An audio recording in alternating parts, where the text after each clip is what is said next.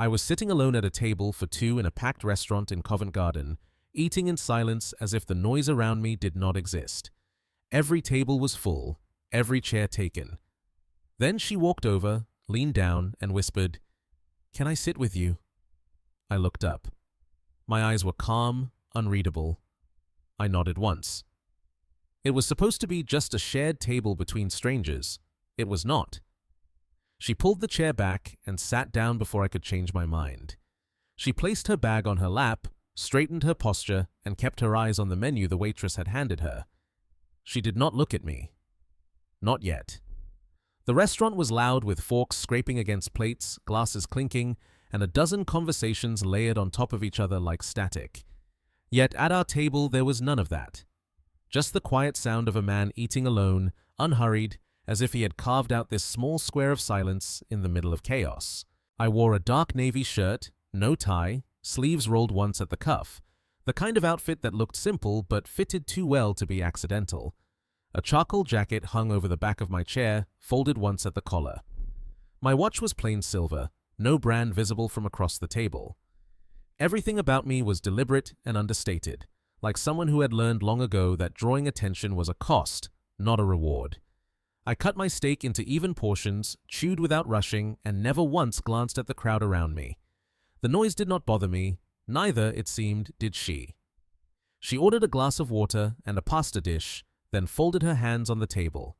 The waitress left. The silence between us settled in. Not awkward, not warm, just neutral. Two strangers borrowing the same table because London had run out of room.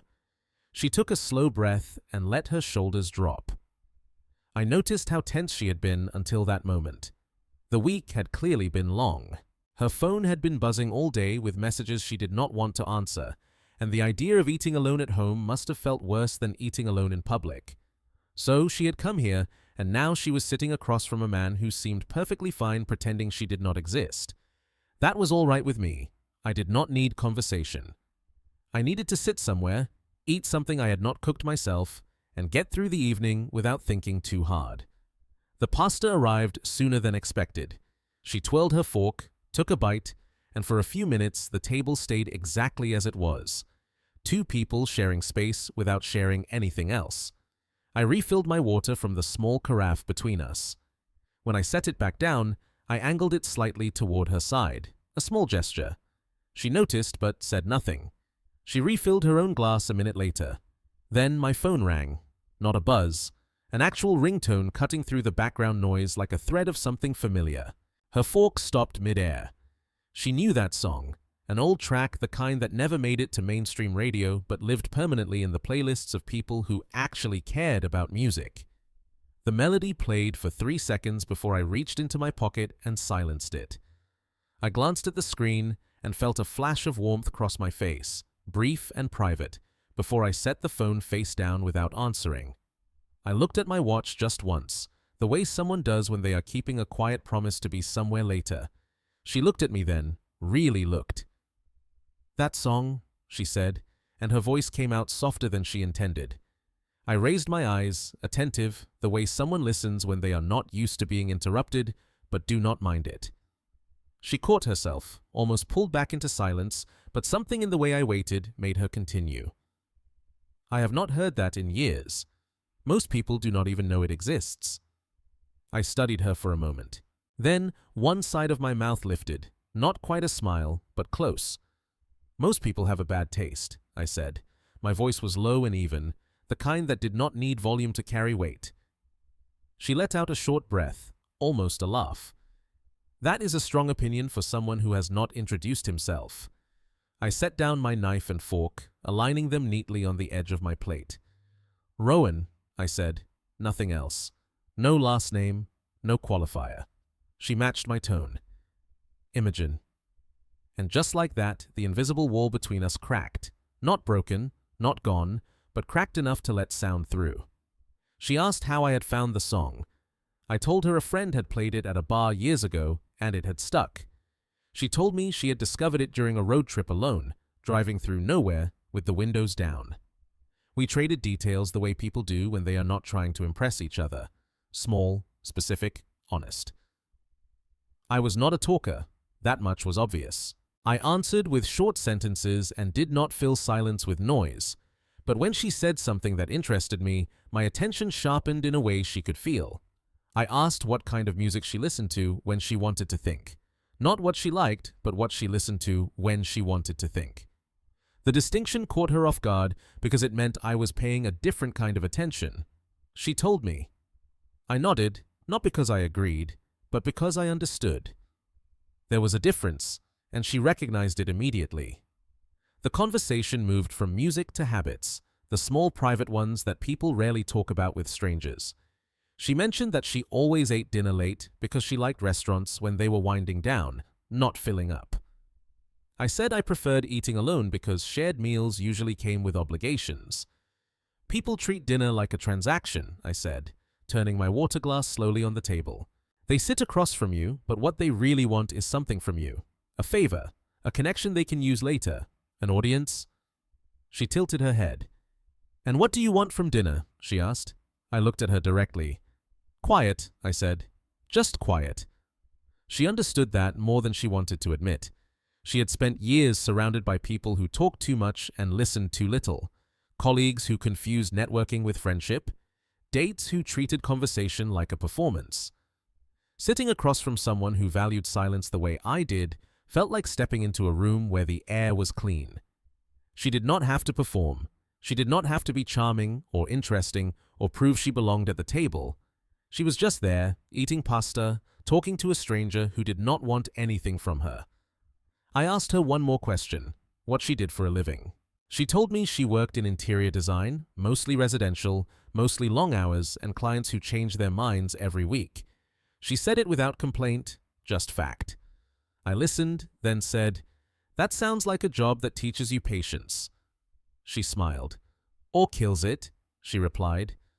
I almost laughed, not quite, but the closest thing she had seen from me. A brief quiet exhale through my nose, a flash of warmth behind my steady expression. It disappeared fast, but it had been there. We had been talking for some time now. The restaurant was still packed, still loud, but she had stopped hearing it. The table had become its own space, separate from the noise, separate from the evening she had planned, separate from everything she had been carrying when she walked through the door. She did not know what I did for a living. She did not know where I was from or why I was eating alone on a weeknight or what my last name was.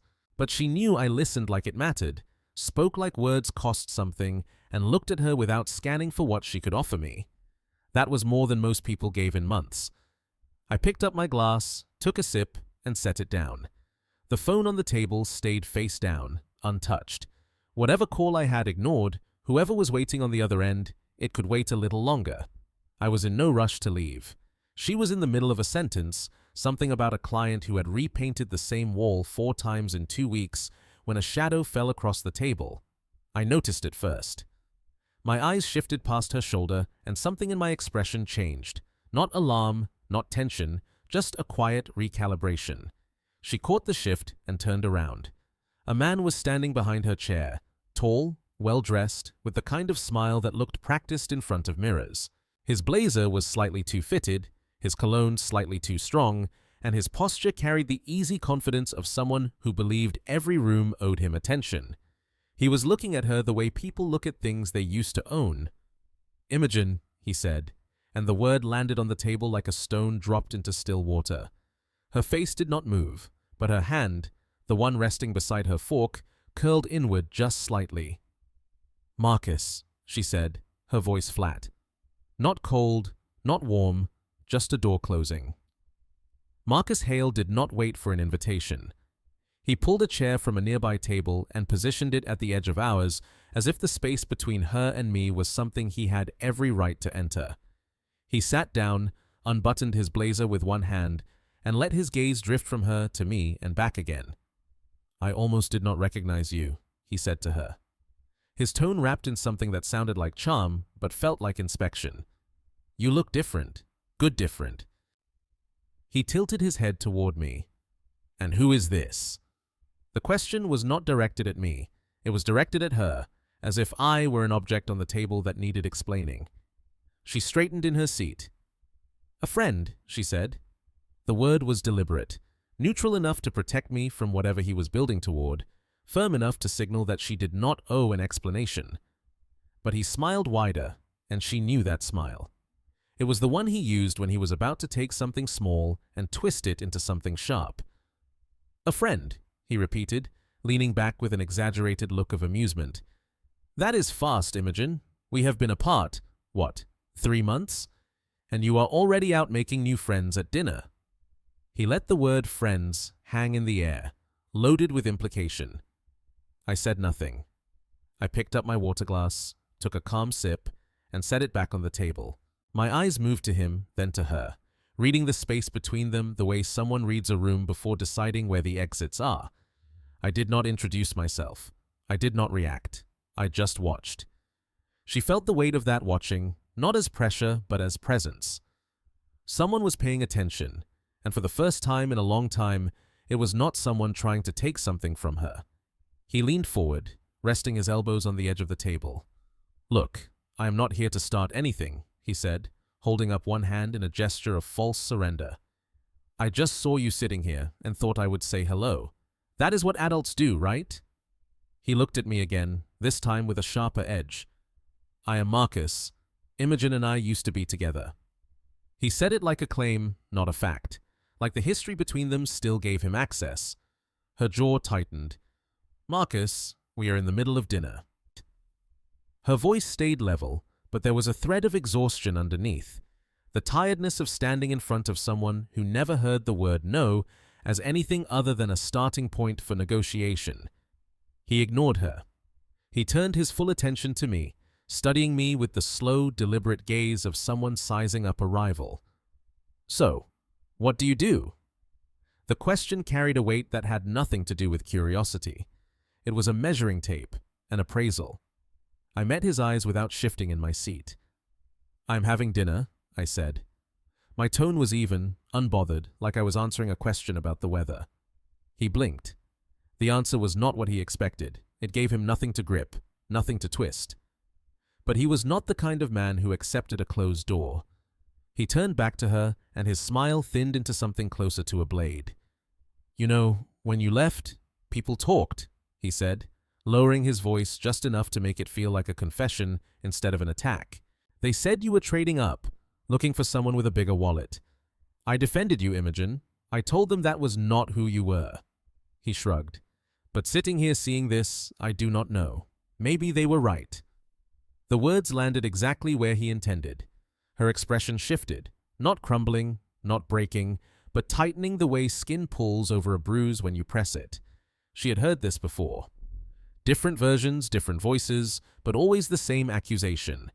That her choices were calculated, that her independence was a performance, that leaving someone like him could only be explained by greed or manipulation. It was the story people told about women who walked away. They must be chasing something better, something richer, something more. The idea that she had simply left because she was unhappy never seemed to occur to anyone. She opened her mouth to respond, but he was already ahead of her, filling the silence before she could shape it. "I'm just saying, Imogen, it is a pattern. You get close to someone, take what you need, and move on. I am not judging, I am just observing." That was the trick he had always been good at, framing cruelty as concern, wrapping insults in the language of honesty. "I'm just being real with you. I'm just trying to help. I'm not attacking you. I'm just saying what everyone else is thinking." She knew the playbook. She had lived inside it for over a year, and every time she tried to fight back, the script flipped. Suddenly, she was the one being dramatic, the one who could not take a joke, the one who proved his point by reacting. She looked at him, and for a moment she felt the old pull, the urge to explain, to defend, to lay out her reasons like evidence in front of a jury that had already made up its mind. I read the situation faster than she expected. I saw it in the way her shoulders drew inward, the way her eyes dropped for half a second before she forced them back up. I saw it in his posture, the lean, the smile, the calibrated escalation of someone who had done this many times before, and I understood what was happening. This was not a conversation, it was a trap. If she raised her voice, he would call her emotional.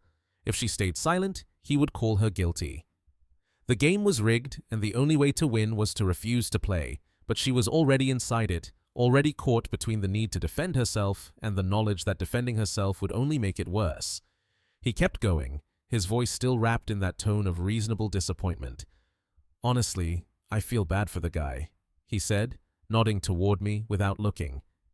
"He probably thinks this is real, that you are here because you actually like him, but I know you, Imogen. I know how this works." He straightened in his chair, adjusting his cuffs as if the conversation were just a mild inconvenience in his evening. "You find someone quiet, someone decent, someone who does not see it coming. And by the time they figure it out, you have already taken what you needed and disappeared." Her hand gripped the edge of the table, not from anger, from something deeper, the tiredness of being told who she was by someone who had never bothered to see her. She started to speak. "Marcus, you do not get to—" But he cut her off with a wave of his hand.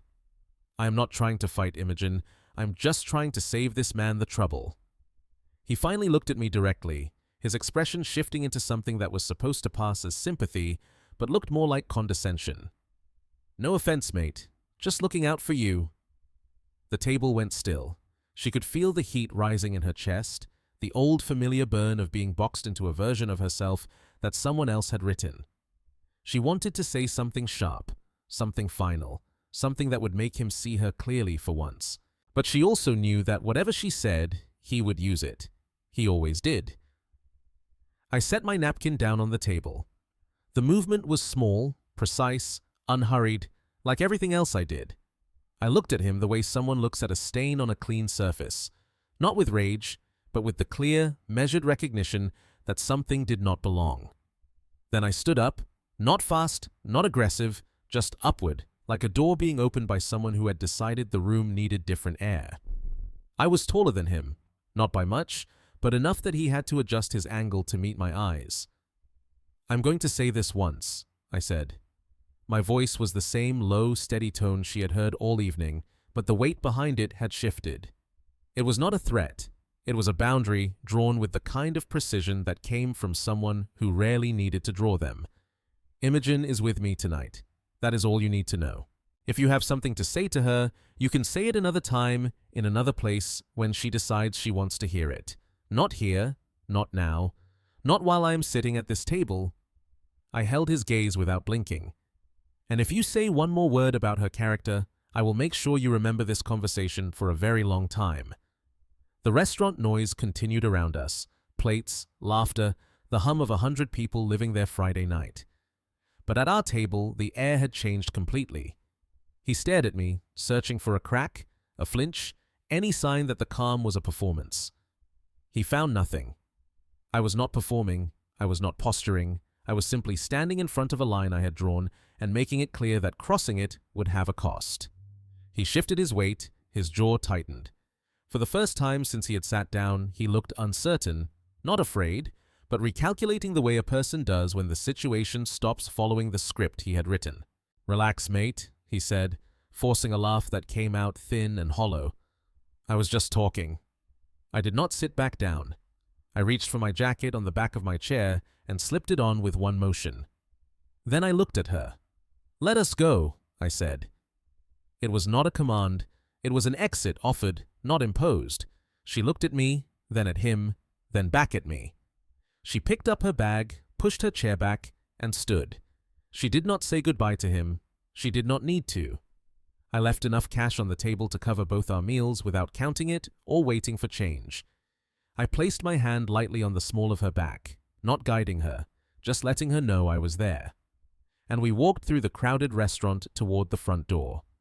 Behind us, he remained at the table, sitting in a chair that no longer belonged to him, watching two people leave a room he had tried to control.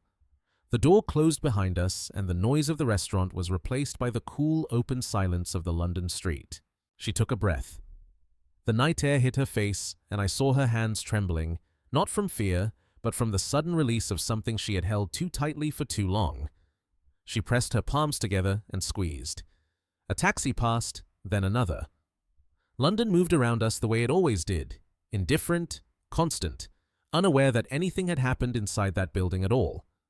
I stood a half step to her left, my arms folded loosely across my chest.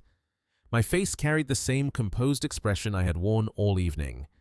But now that she was looking at me without the noise and the pressure of him filling the space between us, she could see the edges more clearly. The slight tension across my shoulders. The way one hand gripped the opposite arm just a fraction too tight. I was not shaken, not the way she was, but I was not untouched either. What I had done back there was not an impulse. It was a choice.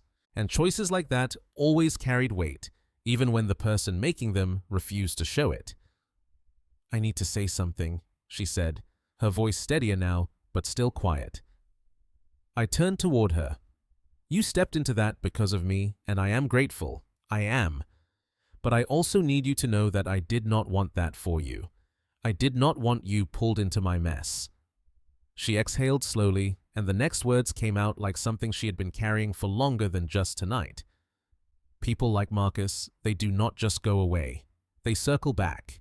They make things complicated, and I do not want you to be on the other end of that because you sat at a table with a stranger who had bad luck with her past." I listened without interrupting. When she finished, I did not rush to reassure her or wave her concern away. I let her words settle between us, giving them the respect of actually being heard. Then I spoke, and my voice was calm, unhurried, the same way it had been all night. "You do not owe me a warning label, Imogen. What happened in there was not your fault. A man walked up to your table and tried to take something from you. I was there. I made a choice. That is it." I held her gaze without softening or hardening my expression.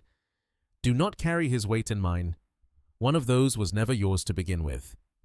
She looked at me, and something behind her ribs loosened. Not all at once, but enough. Enough to stop gripping her bag like a shield. Enough to let her arms drop to her sides. She had spent so many months, years really, bracing for the moment when someone would look at the wreckage he left behind and decide she must have caused it. That was what people did. They saw the mess and blamed the person standing closest to it. But I had not done that. I had not asked what she had done to make him act that way. I had not suggested she could have handled it differently.